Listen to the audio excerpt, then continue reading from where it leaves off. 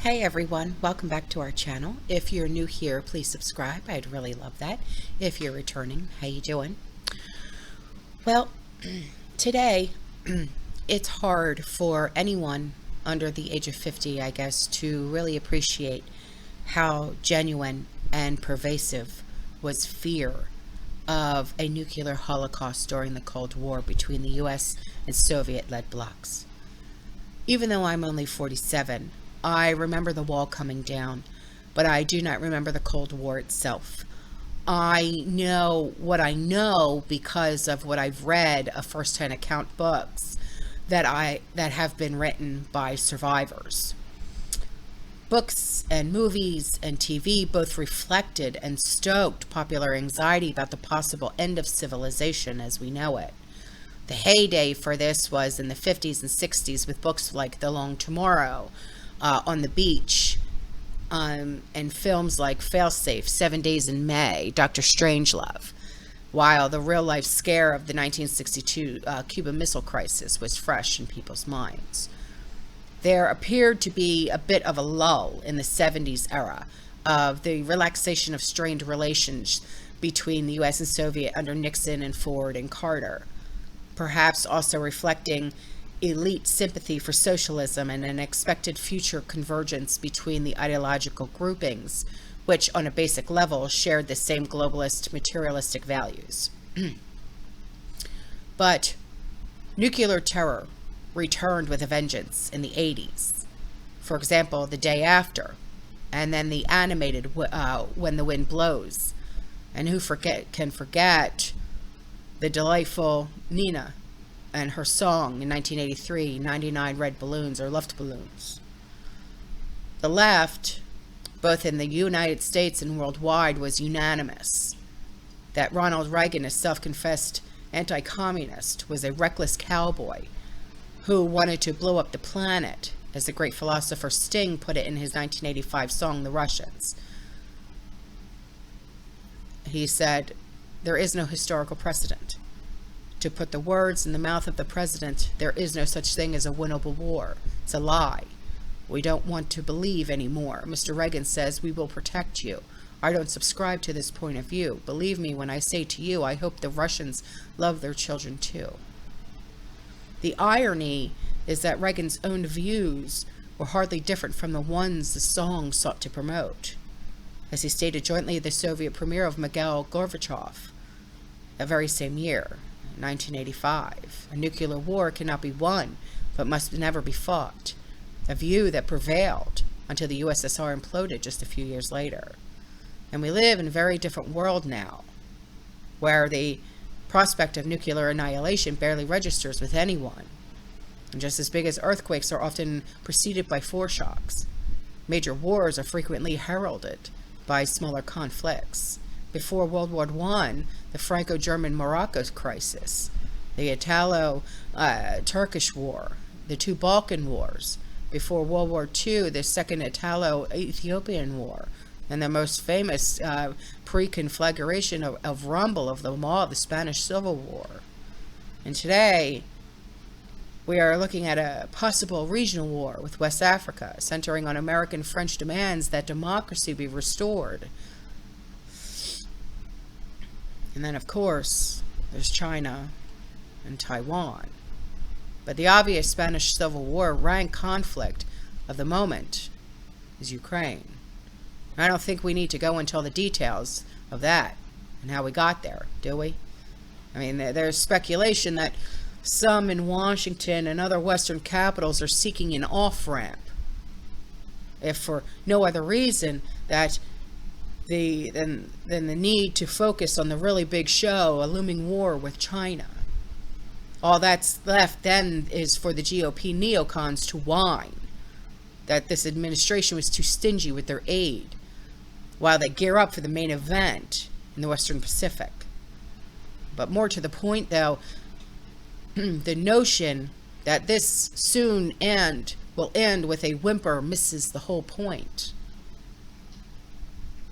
There's a man, Gilbert Dr. Rowe, a noted observer of Russian affairs, likens the current situation to that of Napoleon's 1812 Russian campaign depicted by Leo Tolstoy in War and Peace. He said, "Today as then, what happens next will be less due to this or that policymaker making this or that bad decision. Rather, the precondition for war is the near universal acceptance of the logic of the coming war." But what is that logic today? It's simple, really. The rules, circles in the United States are utterly, unself-consciously convinced that they are living embodiment of all virtue, truth, and progress in what Russian Foreign Minister Sergei Lavrov described as the replication of the experience of the Bolshevism and Trotskyism, to cite Reagan morphing ourselves into a new evil empire in place of the old one, as neocon kingpin William Kristol and Robert Kagan put it in their 1966 manifesto. The policy of the United States is, in the coming era, must be one of benevolent global hegemony, intended to last forever. But Sun Tzu says, if you know the enemy and know yourself, you need not fear the rest of 100 battles. If you know neither the enemy nor yourself, you will succumb in every battle. And the Russians more or less know themselves.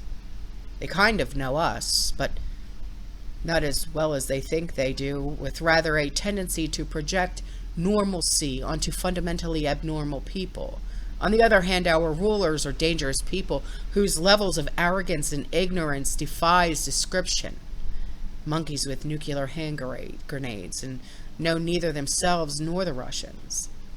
The mechanisms that lent some stability and restraint to the U.S.-Soviet standoff are now all but gone, rendering the once unthinkable of the 1950s nuke horror films all too thinkable today. No one wants war, neither Washington nor Moscow. However, the step-by-step dismantling of the channels of communication of these symbolic projects for cooperation across the wide array of domains, and now dismantling of all the arms limitation agreements that took decades to negotiate and ratify, plus the incoming new weapon systems that leave both sides with under 10 minutes to decide how to respond to alarms of incoming missiles. All of this prepares the way to the accident, to end all accidents. Such false alarms occurred in the Cold War, but some slight measure of mutual trust prompted restraint. And that is all gone now, and if something goes awry, we are all dead ducks. But no one wants war. A similar thought was expressed by Hermann Göring when he was on trial for Nuremberg. Of course, the people don't want war, neither Russia, nor in England, nor in America, nor for that matter in Germany. That is understood, but after all, it's the leaders of the country who determine the policy, and it's always a simple matter to drag the people along, whether it's a democracy, a fascist dictatorship, or a parliament, or communist dictatorship, voice or no voice. The people can always be brought to the bidding of the leaders. It's that easy. All you have to do is tell them that they are being attacked and denounce the pacifists for a lack of patriotism and exposing the country to a greater danger. So I guess Dr. Trudeau is a bit of off the mark in suggesting that no one wants war. Clearly, someone wants war. A lot of very important somebodies want war. They wanted the war in the Balkans in the 90s. They wanted the war in Afghanistan, Iraq twice, Libya, Yemen, Syria, and a dozen other places in Africa where we have almost no idea what's going on. All you have to do is tell them that they're being attacked. It's a scary thought, isn't it? And here we are, 60 years after the fact, with the growing recognition that by the most spoon-fed normies, that the CIA had something to do with the assassination of JFK. Yet, doubting our ruler's truthfulness still is treated as a thought crime. A little while ago, Vivek Ramaswamy was the target of a media hate fest for spouting conspiracy theories about J6 and 9/11. Conspiracy theories. Just the tinfoil hat. The heretic Ramaswamy evidently believes, shocking as this sounds, that our government has not been entirely honest about these matters. He must be a dupe for the Russians, or for the Chinese, which the New Republic also implies. Now, you may have heard some people compare the lawfare being directed against Donald Trump with the evident aim of eliminating the likely opponent of next year for Hunter's dad, assuming old Joe will be the Democratic nominee, which I don't think he will be, but I'll go on. To the behavior of the Banana Republic, this is a gratuitous insult to the friendly spider-infested nations of our South. The term Cold War is a war that might possibly turn hot, has become a commonplace in American discourse. So has the expression national divorce. In 1861, Americans both North and South worshiped the same God. They read the same Bible. They honored the same founding fathers and claimed fidelity to the same Constitution. We were moral aliens to one another, indeed enemies. What actually holds the former American Republic together? My Constitution? My democracy? I mean, keep in mind, we're not talking about a mere political crisis that will get solved in an election or two. Not even about political and constitutional collapse or even a financial economic calamity that's coming too, but a fundamental challenge to the social fabric itself. It's not just in the United States either. I mean, taken together, what we're experiencing has all the appearance of a controlled demolition of all established human interactions in anticipation for their replacement by something we are assured by our betters will be improvement. The contours of the new normal in a post-American America hurtling in our direction have already become so familiar as to the need little elaboration. Infringement of traditional liberties based on keeping us safe and cancel culture and blurring the lines between big government, big finance, big pharma, big data, big this, big that, amounting to corporate and state capture and not directly based on supposed antivirus measures but closely tracking with them. Joint government and corporate whatever, social destructive historical counterfeit ideologies and blah, blah, blah, blah, blah. These so-called values, which remember are effectively the official ideology of the West, which we seek benevolently to impose on the rest of the world by force if necessary, in turn accelerate long-standing trends towards infertility and demographic collapse, pointing to thinning the human herd and replacement via post-human society, transhumanism, and bioengineering. And this is not just political. It's a strike at the heart of human existence. The spiritual, the moral, even the biological basis of marriage, family formation, production of the next generation in a world depopulation. A few years ago, Prince Philip of the United Kingdom, he said, in the event that I am reincarnated, I know, he said, I would like to return as a deadly virus to contribute something to solving overpopulation. I mean, some of you may have heard of groups like Extinction Rebellion and Birth Strike. Are you terrified about the future that lies ahead for contemporary and future youth? This is what They say, do you wish to maximize your positive impact on climate change crisis? You can protect children while fighting climate change and systematic corruption by refusing to procreate. My God. So, I mean, it makes perfect sense. Preserve a better planet for future generations by eliminating future generations. It reminds me of Otto von Bismarck's comparing the idea of preventing war to committing, you know what, out of fear of death. I can't even believe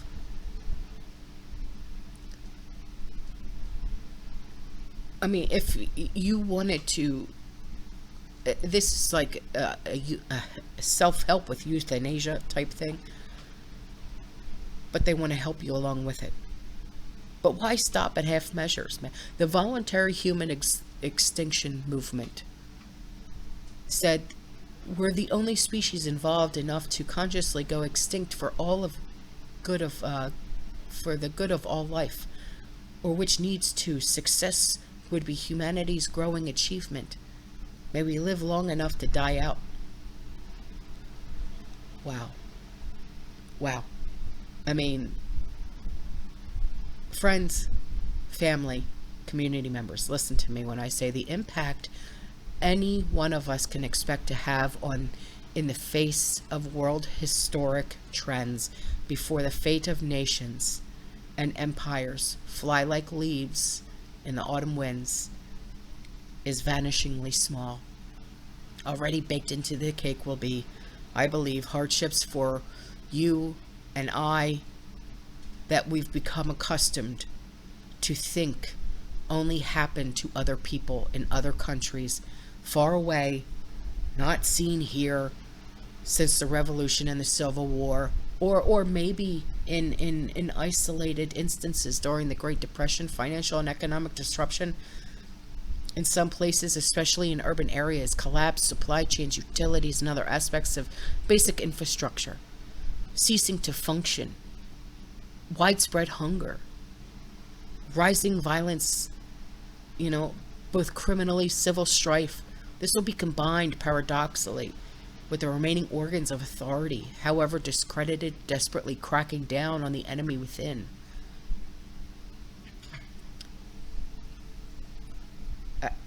Nevertheless, for whatever it's worth, I bring before you 3 practical tasks for your consideration. First, be vigilant against deception. In a day when assuredly evil men and impostors will grow worse and worse, deceiving and being deceived. Admittedly, this is a tough one because given the ever-present lying that surrounds us and the suppression of dissent, try to sift through truth from falsehood, but don't become obsessed because in many cases you won't be able to be sure anyways. Focus most on what's proximate to you, to the people that's most important to you. Be skeptical about everyone. There may be a cost, but remember, who chooses the lie as his principle inevitably chooses violence as his method. Second, as stewards of every worldly charge placed on us by God and by other people, as fathers and mothers, husbands and wives, sons and daughters, neighbors, students, workers and citizens, as patriots, we must prudently care for those to whom we have a duty within the limited power and wisdom allotted to us. Start with yourselves. Be as self-sufficient as possible. Get involved in your community. That slogan is actually a good one. Think globally, act locally. Befriend your neighbors. Learn a real skill. Electricity, plumbing, carpentry. Farm. Don't go to law school, For goodness sake, it's not worth it.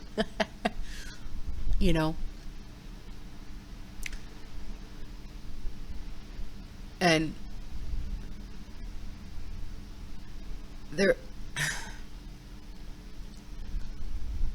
get in shape, eat and sleep right, have plenty of essentials, food, fuel, gold, ammo. Learn to shoot. Limit computer and phone time. Experience nature. You know? Put your feet in the grass. Know what that feeling is. It's beautiful. Cultivate healthy personal relationships. Real relationships, not virtual ones. Marry young, have kids, lots of them. Especially us women. Don't get seduced by all that career nonsense. Nobody on his or her deathbed ever said, God, you know, I wish I spent more time in the office. Nobody ever said that. Read a good book. Cultivate virtue. Go to church. Simply being what used to be considered normal and leading a productive life is becoming the most revolutionary act one can perform. With that in mind, find the strength to be revolutionaries. In the face of the culture of death and extinction, choose to affirm life. You've seen the meme. Hard times create strong men create good times create weak men create hard times. Well, take it from, you know, from the boomer generation that brought them to you, the hard times. It's a coming, okay? But they won't last forever. If you live through them, because some of us will not, we'll see what possibilities, as of now, literally unimaginable, might then exist. But you will need to be personally fit to take advantage of them. You will also need to be part of some kind of sustainable community of like-minded people, like what we have here. And thirdly, for those of you who are believers, particularly Christians, we must pray without ceasing, firm in faith that through whatever hardships may lie ahead, even the very hairs on our head are all numbered. And the final triumph of truth is never in doubt. Never in doubt. All right, guys, I'm out of here. Okay? I will see you in the next one. You stay safe, you stay positive, you keep prepping. And as always, fear less. Ciao.